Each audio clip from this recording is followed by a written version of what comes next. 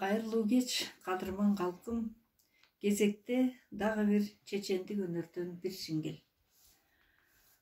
Айтылуу Айтыбар деген чечен бир күнү Каркырадан келатса, алдынан Текес Баатыр чыгат экен.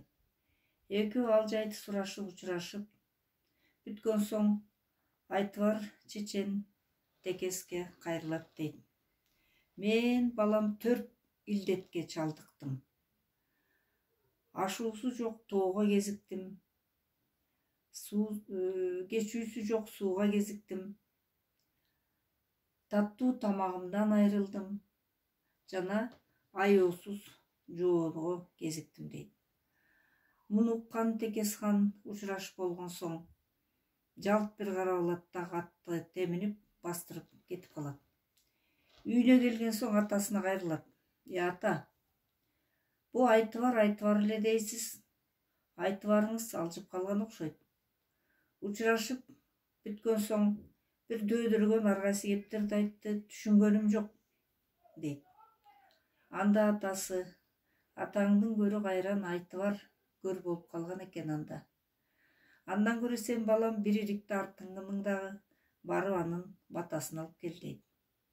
Атасынын кебин уккан Текес хан Айтыбарга кайра келет экен. Кайра ал жайды сурашып экөө учурашкан соң дароо эле Айтыбар чечен Текес Баатырга кайрылат. Балам, бул алыс деген эмне, жакын деген эмне, таттуу деген эмне дейт. Анда Текес буйдалбай туруп: алыс деген бул асман менен жердин ортосу эмеспи? Жакын дегениң бул аялың эмеспи? Таттуу дегениң бала болгон чыгар дейт. Жок Баатыр дейт. Алыс деген бул билимдүү менен билими жоктун ортосу алыс дейт. Жакын дейт бул сени такымдап турган ажал дейт. Ал эми таттуу бул жан таттуу дейт. Аксакал анда өткөндө бир 4 илдет чалдыкты мага дедиңиз эле, ошонун жөнүн айтып бериңизчи, атайын келдим дейт. Анда эмесе ашуусуз тоого кез болдум дегеним балам, тиземди сары суу чалып баса албай калдым дегеним. Кечүүсүз сууга кезиктим дегеним, көзүм жашка толуп чылпак басып кетти дейт.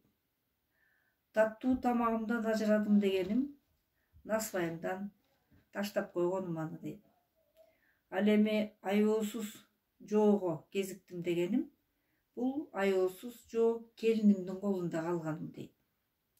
Сен балам уккан